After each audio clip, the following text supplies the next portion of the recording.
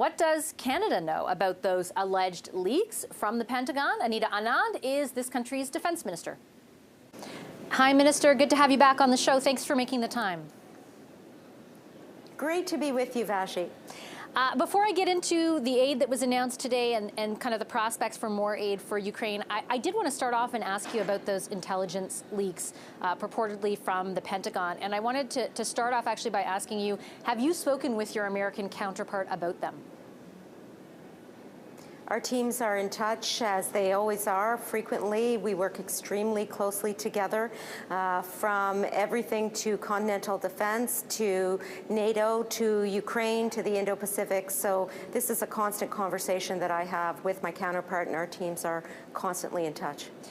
Has there been rather specific communication, though, on the substance and the veracity, really, or lack thereof, of the most recent leaks, the ones coming from the Pentagon that just kind of became public? The conversation surrounds the importance of maintaining the Five Eyes network, the NATO coordination that we have around the table for Ukraine, as well as working together on a bilateral basis. Here in Canada, we have the Communication Security Establishment that is constantly in touch with organizations across this country to ensure that they are aware of any risks relating to cyber attacks and cybersecurity. Cyber.gc.ca provides some of that advice, and it is what we as a government are going to continue to do to keep Canadians and Canadian enterprises safe. What can you tell Canadians watching right now about the extent to which Russia is conducting these cyber attacks? And I'm asking because we've got reporting that they, for example, targeted gas pipeline infrastructure. Then we see a few government websites, including the Senate's and the Prime Minister's own, down for a period today. How would you qualify the extent to which Russia is conducting these cyber attacks on Canadian entities? First of all, we should not be surprised by Russia's moves today, or certainly around key moments such as the anniversary of February 24th. It is part of the Russian playbook to try to disrupt and to spread misinformation and disinformation. And the message from Canada is that that doesn't deter us. We will continue to stand with Ukraine in the short and the long term.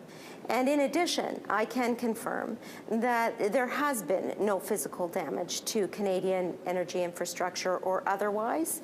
And part of the reason for our eyes wide open approach here is because we know that Russia attempts to make these moves regarding key pieces of infrastructure. So we are fully aware from a cybersecurity standpoint that we need to advise Canadian businesses. That's exactly what the Cyber Center at the Canadian Security Establishment does and will continue to do to keep Canadians and Canadian businesses safe. So then let me ask you, with respect specifically to the leaks from the Pentagon, I just interviewed Ukraine's Prime Minister, and he intimated to me that Russia was very directly behind those as well, so that this is sort of part and parcel of their misinformation/disinformation campaign. Do you believe that to be the case?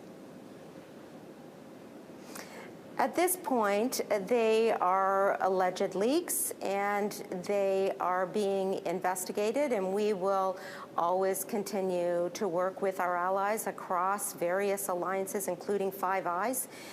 But what we need to do from a Canadian standpoint is, first, to make sure that from a cyber perspective, our businesses and organizations have the advice that is required to maintain the integrity of their systems. And second, to continue to support Ukraine in its time of need as it fights for its sovereignty and as the rules-based international order is under threat. Those are our priorities vis-a-vis the question you asked. Let me pick up on the last point you made about support for Ukraine. Prime Minister Schmal also emphasized to me the importance of, over the long term specifically, or the medium to long term, the provision of F-16s versus MiGs. Do you, as Minister of Defense, think that the U.S. should supply Ukraine with F-16s? Our conversation with Prime Minister Schmeichel this morning was focused on Canadian aid, and he thanked Canada profusely for the $1 billion plus aid, military aid that we've put on the table, and the over $8 billion of aid altogether, financial, economic, and humanitarian aid. We are a leader on a per capita basis in the G7 in that respect, and we will continue to support Ukraine in the short and the long term.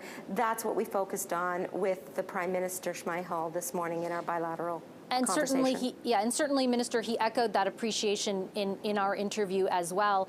But he also emphasized that only gets Ukraine so far, and that's why I'm just curious for on behalf of Canadians who are interested to see what happens next and what kind of aid can be provided to Ukraine next. If you are supportive of, if you think there is an imperative for the U.S. to supply F-16s to Ukraine in order to ensure that Ukraine wins?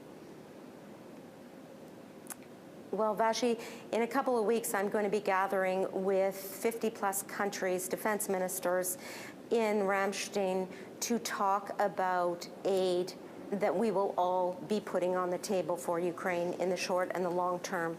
And it is well acknowledged around the NATO and beyond table that we have complementary skill sets, complementary inventories, complementary capabilities, and we will each do whatever we can to support Ukraine. So the point I'm trying to make is one about unity and collaboration, that there is that sense among partners and allies at the Defense Contact Group, at NATO, at Five Eyes, and beyond to continue to support Ukraine in whatever way possible. Just before I let you go, Minister, I did want to get your viewpoint on defense spending as it relates to NATO, and specifically what NATO's Secretary General Jens Stoltenberg very recently said. He expects allies to, quote, agree to a more ambitious pledge to regard 2% of GDP for defense, not as a ceiling, but as a floor. Do you agree with that? Canada, a founding member of NATO, is extremely committed to the NATO alliance, as is evidenced in the leadership role that we have been taking over the past 5 years on NATO's eastern flank, leading the Enhanced Forward Presence Battle Group, as is indicated also in terms of the fact that we are the 6th largest defense budget in NATO. And we will continue to do whatever we can to support our multilateral alliances, and that includes NATO. NATO is a defensive alliance. That is one of the values in which we are operating, not only in terms of that alliance, but also in terms of Ukraine. We are supporting Ukraine in its moment of need to defend its territory, to defend its sovereignty, to defend its democracy, and in the process, defend the rules-based international order that has kept us all safe since the end of the Second World War. So we will continue to contribute and collaborate with our NATO allies as is necessary in support of the rules-based international order. Respectfully, Minister, that's not an answer to the question I posed to you, which was whether you agreed with Jens Stoltenberg's assessment that 2% of GDP on defense spending should be not a ceiling, but a floor. I appreciate the question, Vassy, for sure. And as I mentioned, I am in constant communication with Secretary General Stoltenberg, who has thanked Canada for our support to Ukraine and our commitment to NATO. And I will be at NATO in June with the defense ministers meeting, where we will have the conversation that you are alluding to. And I look forward to that conversation and ensuring that Canada contribute in any way possible. Again, Minister, with respect, this isn't a new conversation. I take your point that that will be on the table when you all get together. But this is something Canada agreed to back in 2014. I think I've been asking you questions about it since you assumed the portfolio. Does Canada ever intend to meet or exceed that 2% target? Let me just elucidate. Our defense spending is increasing. by 70% over the 9-year period beginning in 2017. In addition to that, we put $8 billion in budget 2022 and $40 billion towards continental defense and NORAD modernization. If you take all of that together, what is important is that we focus on making the investments necessary under those funding envelopes, ensuring that we meet the obligations that we've undertaken in Strong, Secure, Engaged and in NORAD modernization and vis-a-vis NATO, especially on the eastern flank as we move to brigade level. And we will continue to do whatever else is necessary to collaborate and to support our multilateral alliances, including NATO, Five Eyes, and NORAD. Okay, Minister, I'm out of time. Thank you very much for yours. Thank you so much. Take care.